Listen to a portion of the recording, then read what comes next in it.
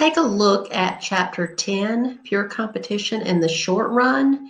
And remember that the short run is the period of time where you've got a fixed plant size, and you can add more resources. You can even shut down in the short run without it being permanent. But the long run is the period of time where one completely liquidates and goes out of business. So let's look at pure competition in the short run. This is important. Market structures. Pure competition is the only one that is the price taker. The market determines what the price will be through a downward sloping demand, upward sloping supply curve. And then the pure competitor has to either just accept that price or not produce at all.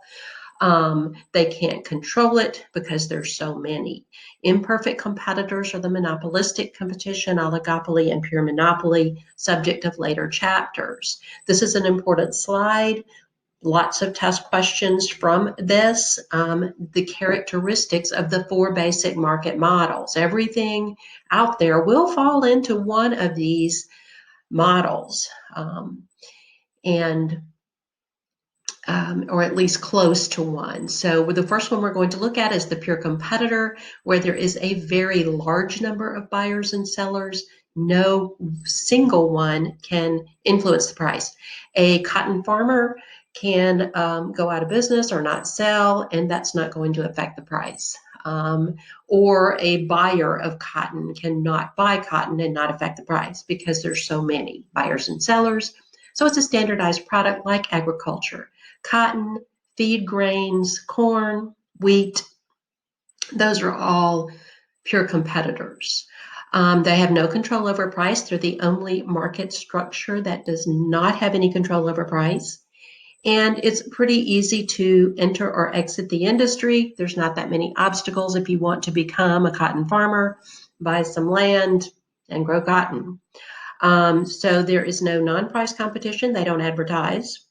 And agriculture is the pure competitor that we usually think of.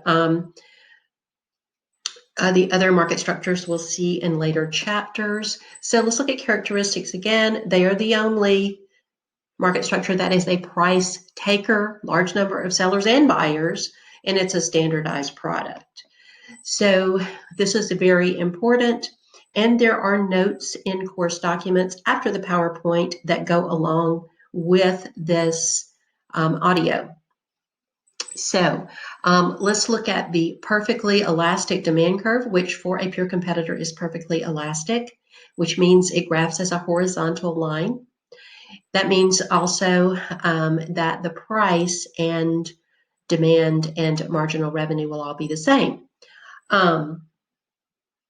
They can produce as much as or as little as they wish at the market price. So new definitions here. We've already had, of course, the middle one, total revenue equals price times quantity produced.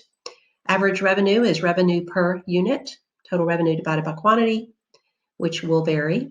And then marginal revenue, extra revenue from one more unit sold.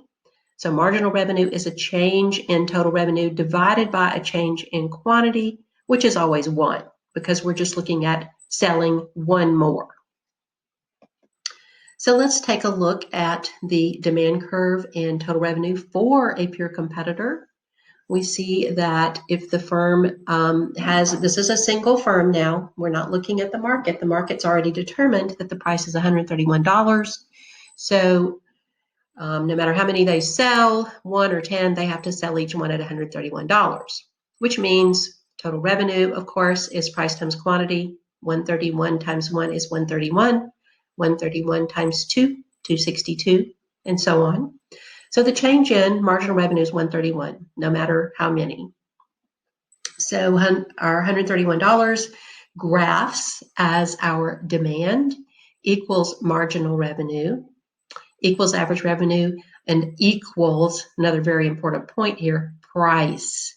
For a pure competitor, price and marginal revenue are the same. So that means this firm can sell as much or as little as they want at $131.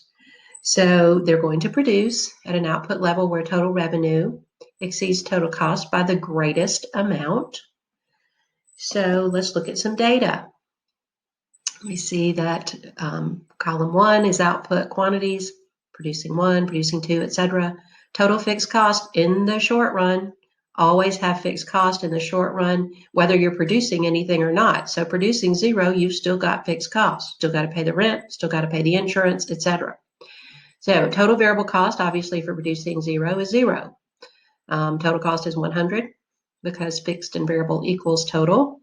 And you have some total cost if in the short run, even if you're not producing. So total revenue, price times quantity, you see in column 5. And what about profit loss, column 6? Remember, this is economic profit or loss. We're including opportunity cost. But if you'll look down at a quantity of 9, that is the optimal production. So in the short run, this firm should produce 9 units because that gives them the greatest economic profit. Total revenue of $1179 minus total cost of $880 equals $299, and that's the highest profit they could realize in the short run. So this is one way to determine profit in the market structures. Total revenue minus total cost. You can see it graphed correctly in the top graph here, total revenue and total cost, where the 9 is the maximum profit. The bottom graph is off. That half moon shape should be down on the bottom line there and showing that the maximum profit is $299. There's a mistake in this graph. So there is another way to determine profit, and that is using the marginal revenue equals marginal cost rule. Marginal revenue must be greater than or equal to marginal cost in order to produce. So we've already mentioned this, for a price taker, pure competitor, which is what we're talking about, price and marginal revenue are the same. Price equals marginal revenue for a pure competitor only. So the firm has to consider these 3 questions. Should it produce? If so, what amount? And what economic profit or loss will be realized? Remember, in the short run, it's possible to have a loss in the short run. If you've got your fixed cost and you could produce and add something to that, then it's better to go ahead and produce at a loss in the short run, because as long as you'll lose less than your fixed cost. But another very important point is that the price, which is marginal revenue, must be greater than average variable cost. After all, why produce if you can't cover your average variable cost? So let's look at this data.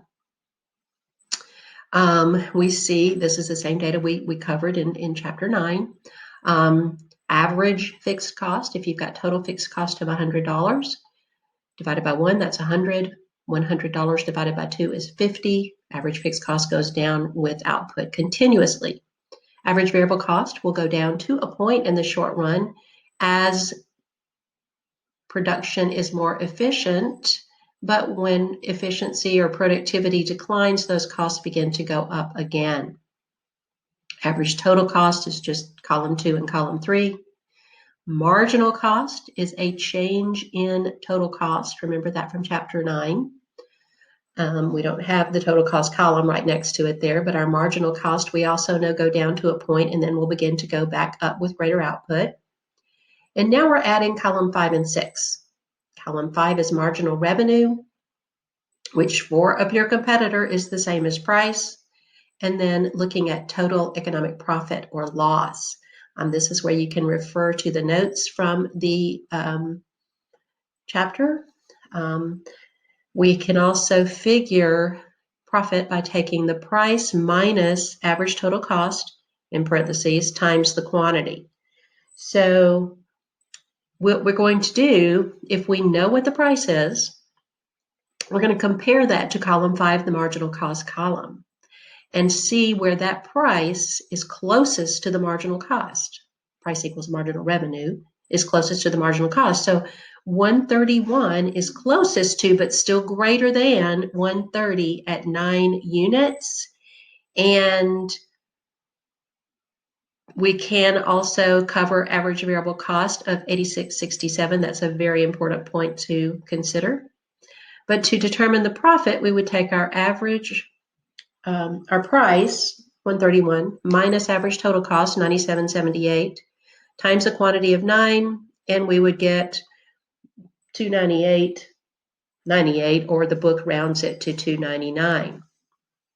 So price minus average total cost times quantity gives us also the same economic profit that we determined just by taking total revenue minus total cost, but you may not always have that information. So let's look at a graph of this. What would it look like? We know that price and marginal revenue curve, it's not really a curve, it's a straight line, is our demand curve. And if we added this data that we had in the last chapter, average variable cost, average total cost, which is always higher than average variable cost, and then our marginal cost curve we know crosses average total and average variable at their lowest points.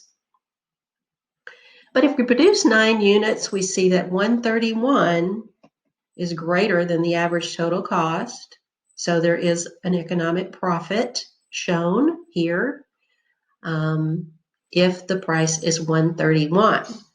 Now, if the price changes, we're going to have a different marginal revenue equals demand curve.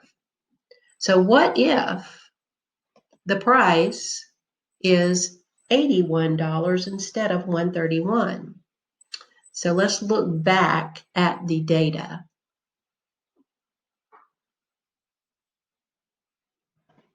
Let's look back at this data in slide 1012. What if instead of column 5 at 131, the price is now $81? Well, let's look at our marginal cost to compare that to. 81 is greater than 80 at 2 units, but $81 will not cover that average variable cost of 85. So we know we would not produce 2 units. Keep looking down the column 5. We know that marginal cost goes down and goes back up again. So what about 6 units? 81 is greater than 80 at 6 units, and we can cover the average variable cost of $75. So we would go ahead and produce if the price were $81 because we can cover our average variable cost. But let's see what the profit would be. If we take the price of $81 minus the average total cost of $91.67 times 6 units, we would get negative $10.67 times 6, or negative $64. So let's look at the graph again on slide 1015. This graph, we see that our price is now $81. The costs are still the same. And we see that we're going to go ahead and produce because we can cover the average variable cost, but there will be an economic loss because the price of 81 is less than the average total cost of $91.67. But this is the short run. And the total losses would be $64. Well, $64 loss is better than losing $100 fixed cost. So we'd go ahead and produce as long as we can cover the average variable cost with the price. But what if, and let's go back to our data again. What if the price equals marginal revenue in column 5 is $71? If the price is $71, let's look at and compare it to marginal cost. Well, 71 is greater than 70 at 3 units, but we can't cover the average variable cost of 80. Again, looking down the marginal cost column, 71 is greater than 70 at 5 units. But we still can't cover the average variable cost of 74. In fact, $71 won't cover average variable cost at any output. You look at the average variable cost column 3, 71 is less than all of those numbers. So that would be shutdown time in the short run. And we would still have a loss of $100 because, again, this is the short run. Let's look at what that graph looks like. This is shutdown case. We know that we'll shut down in the short run because we cannot cover the average variable cost with a price of $71. It's scrapped there. Marginal revenue equals price of 71, less than average variable cost, so no production. And there are lots of businesses that do not produce just in the short run. The pure competitor, the cotton farmer, may just decide not to plant that year, but they'll come back next year. Ski slopes shut down in the summer. Tropical snow closes down in the winter. So that's a short run situation. They still may have some fixed costs. They still may have to pay their rent or upkeep, but they can't produce enough, charge enough to make to cover their average variable costs. So they just don't produce in the short run. Of course, long run is a different case, but we're only looking at the short run now. So in the next short video, we're going to look at what the supply curve looks like for a pure competitor.